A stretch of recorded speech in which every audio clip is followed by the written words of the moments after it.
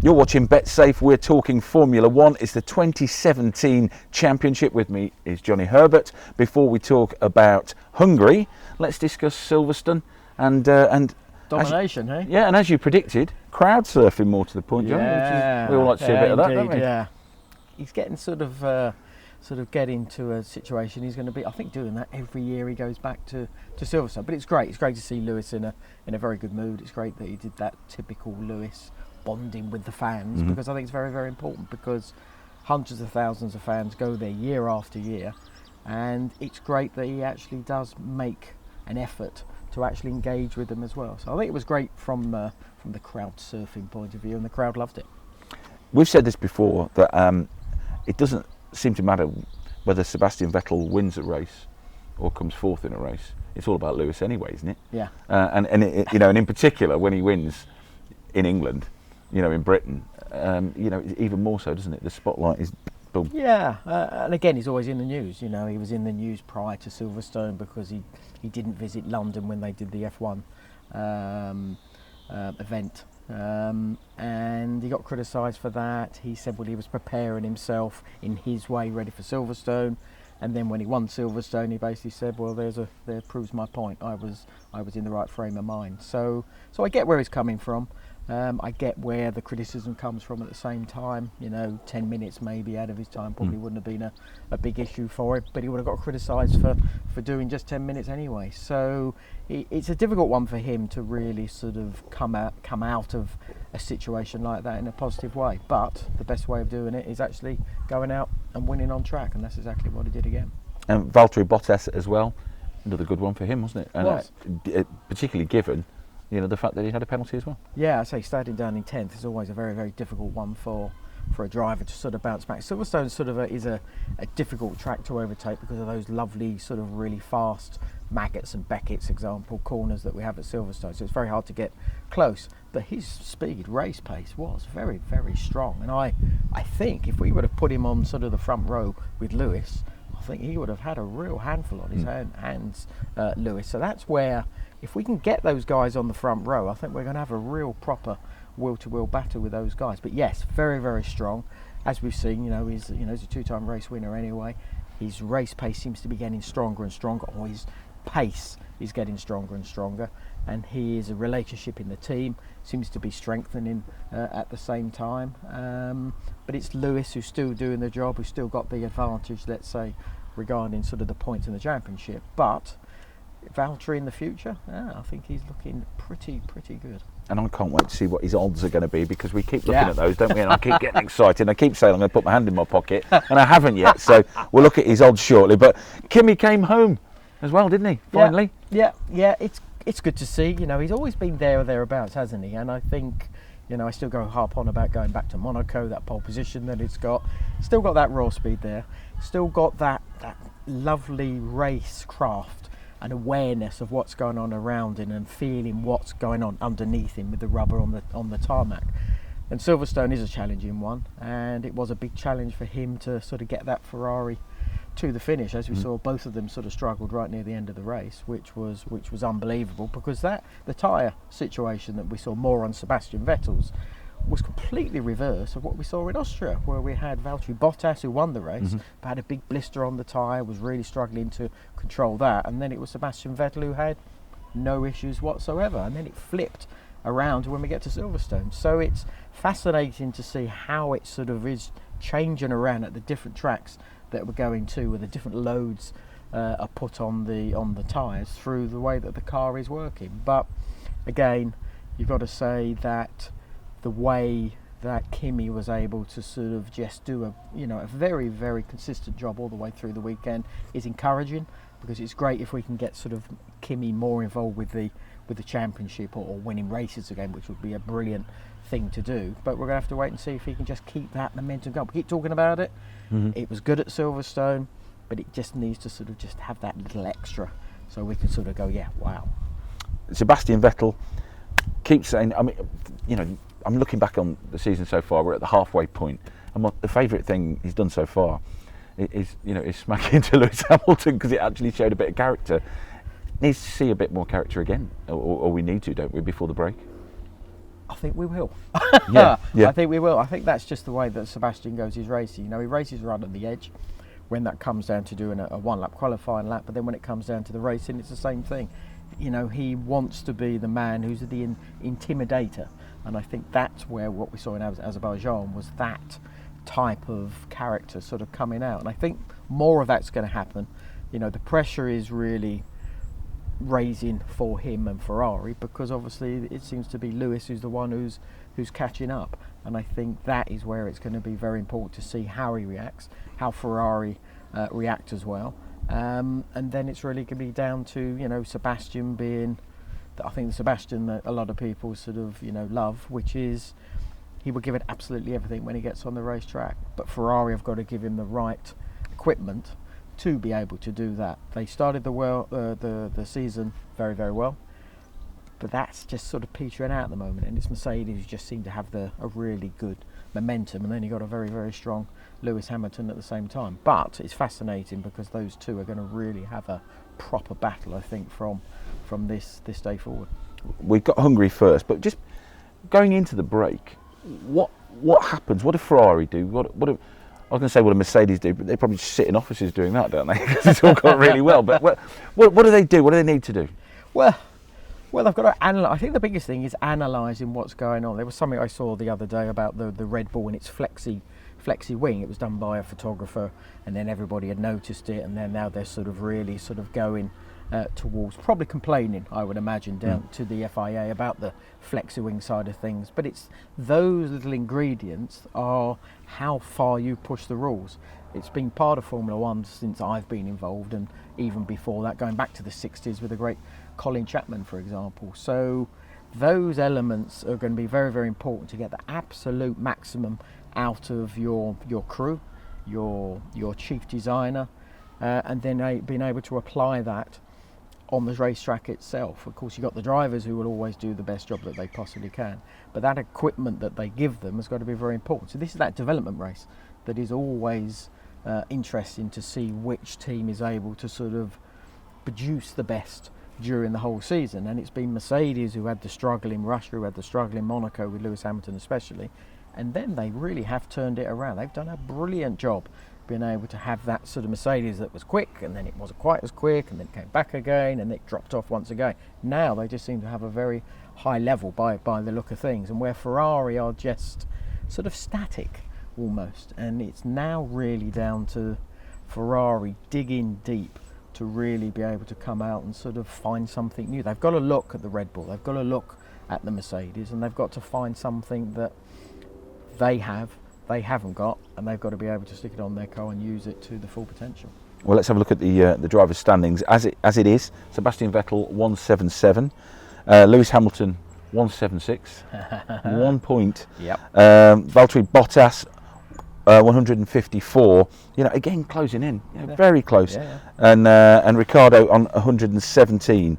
So for the constructors after 6 rounds, Mercedes 330, Ferrari on 275. So Mercedes really running away with the constructors. But as for the drivers' standing, it's so close, isn't it?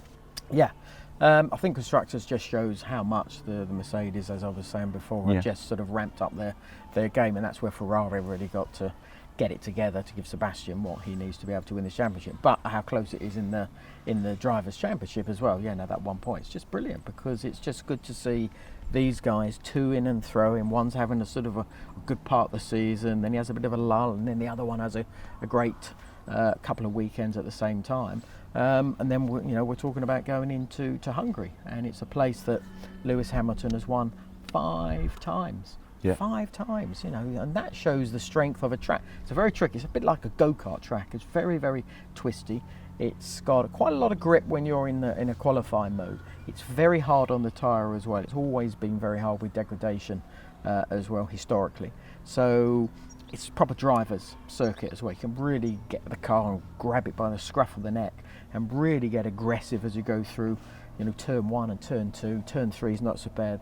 And then you've got sort of turn 4, 5 as well, where you can really, get the car sort of to where Don't you ruin want all my it to next be. questions. Hey, no, okay, I won't do it. But it's a fascinating track. But as I said, it's somewhere where we had a great race. Was it 14, I think it was, with Daniel Ricciardo, sort of coming out of the blue, wasn't unexpected when we had this massive degradation side. So Red Bull can still sort of come into play at the same time.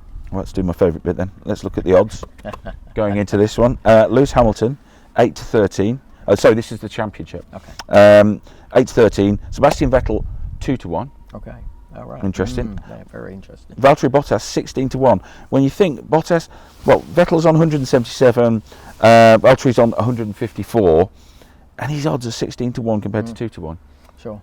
Yeah. Well, I think I think that's probably not a surprise. He's still behind. Yeah. He's still got a fair amount to make up. So I think that's probably where that's that 16-1. It's Sebastian, isn't it? It's that drop now that everybody's starting to sort of think, maybe it's not going to be quite as strong as what Lewis seems to be at the present time. But you never know that turnaround I was talking about. We still had this sort of up and down season so far. I'd be so surprised if that levels out for the second part of the season. I think we're still going to get that during the second part of the season anyway. So you never know how those odds are going to to and fro as they have been. Looking ahead then to Hungary, I'm just looking now. I have a diagram of the track, and I see these twists and turns that you speak of, Mr. Herbert. Lots of, eh? Yes, there are. Indeed, there are. Longest straight, the pit straight, and it's only about 600 metres long, something like that. It's very, very short. So it's going to be quite a tough one. Can be very, very, very hot as well. And again, you've got no real place to sort of have a little bit of a relax. Silverstone, you've got Hanger Straight, for example, quite a long straight, and actually you can relax, have a little look around, even have a look at the TV screen if you're feeling confident. But here, Hungary, there is none of that. It's just a total flat out race and high concentration at the same time. It's always been a very, very popular one as well for Germans, and Finnish actually turn up big time. And the Brits as well. So it's got a great feeling about the whole weekend, to be perfectly honest. As you say, Lewis has won here 5 times, so very at home. Sebastian Vettel's won here. Ricciardo's won here. Kimi as well, 2005. So what a long time ago that was. Well, Valtteri doing very well. Will it phase him? He hasn't won anything here. Do you think that with his current form, the way he's at? No, I think he seems to have really adapted to circuits that maybe we didn't expect him, or wasn't sure how he was going to be able to go at the weekend. He's up against an absolutely fantastic sort of Lewis Hamilton as it is at the moment, but he was able to win races like we saw in Russia. His first win, and of course then that second win that came in Austria. So his strength is shining through. The consistency is getting better and better.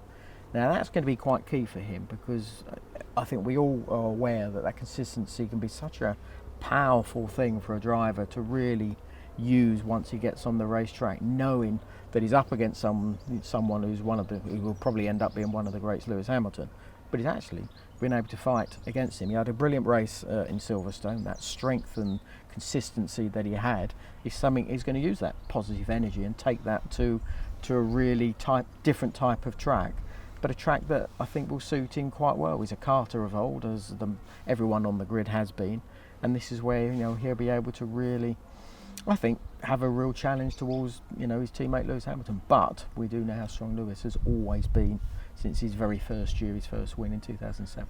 When you say it's like a karting track, what exactly do you mean, and who's that going to benefit? Well, again, I suppose if we talk about who's it going to benefit, you've got the Ferrari and we've got the Mercedes. The car that seemed to be able to work on the tight and twisty types of circuit, I think, has always been the Mercedes, because it's able to change direction very, very quickly and very, very well in a smooth way. It's really strange that when you want the car to turn, your turner's doing well, of course it will shoot across to the inside, but you want the back end obviously not to flick out on itself. You just want it to follow the front, and that's exactly the balance that Mercedes and Lewis and Valtteri are able to use to the full potential.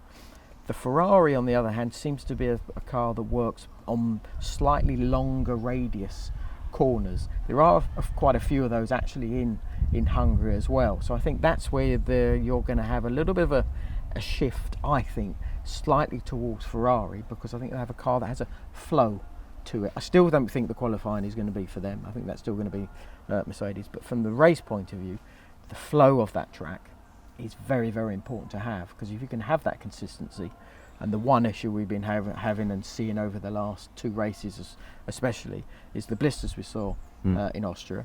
It was the little sort of blisters, I think, that started with Sebastian eventually when it sort of delaminated itself. But Austria's, Hungary's a little bit different on that side. I don't think you're going to get the same thing we saw in that Austrian race, just those blisters that we had on the Mercedes. But I think you're going to have that flow, as I said, and I think that's where the Ferrari generally has been sort of pretty good so far this season. In your opinion, then, I mean, Ferrari need to come back with something, don't they? Yeah. Vettel himself needs to Yeah. come back with something. Yeah. Where do you see this going then? Where do you see it? Well, 1, 2, 3. I mean, nothing simple. no, never is damn simple. Again, I in my heart, I sort of think, well, it's probably going to be a Lewis just because he's won 5 times and he's always very, very strong there. But as I said, the type of track that it is, those flowy type of rhythmic corners that you have there, which are very, very important to having a good strength race. That's where I bring back Sebastian sort of back into maybe that sort of top of the podium, and then you're going to sort of have Lewis or Valtteri probably on each side of him. I would imagine that's what I would guess the outcome could be. You fancy Vettel? Yeah, I think so. I think I should give him a bet on that type of track. Yes. Okay, well, let's have a look then. Lewis Hamilton evens, Sebastian Vettel 4-1. Yeah, right. With Valtteri Bottas 5-1, Ricciardo 14-1, and as you pointed out, he has won it before. So, what are you thinking there? Yeah, well, I think 14-1's not bad. We still know how good that sort of Red Bull chassis is. If they get the right, I don't know, luck during the weekend, they're always going to be there or thereabouts. Now we've got to talk about Austria and the power unit. It's not going to be such an important thing as it was probably in Silverstone, and that's where you still see Red Bull suffering. So this is a type of track they are going to be sort of forced to be reckoned with. But as far as the raw pace of that Red Bull against a Mercedes and a Ferrari, it will probably edge them closer. I don't think it will edge them ahead. I think that's where they will always be, that little bit behind. But I suppose the man I hope we see a little bit more of, well, we haven't really seen for quite a while, is obviously Daniel's teammate Max. He's had all these issues, and he really hasn't had sort of any proper racing, let's say, in the last couple of races. So it'll be really, really good to see him have a clean weekend, and then we can see the karting boy that he is, and the aggressive style that Max has got on a karting track in a Formula One car. Wow, that could be quite an interesting mix, I reckon, overall. But again, I'm still going to have, I think the advantage still goes to the 2 top teams for the moment. Excellent, Johnny, thank you as ever. You heard it from this man. We're off to check our tyres for what do we call it? Blisters. Check them for blisters. You can check out all the latest odds on betsafe.com for a host of driver specials, and remember, you've got to be in it to win it.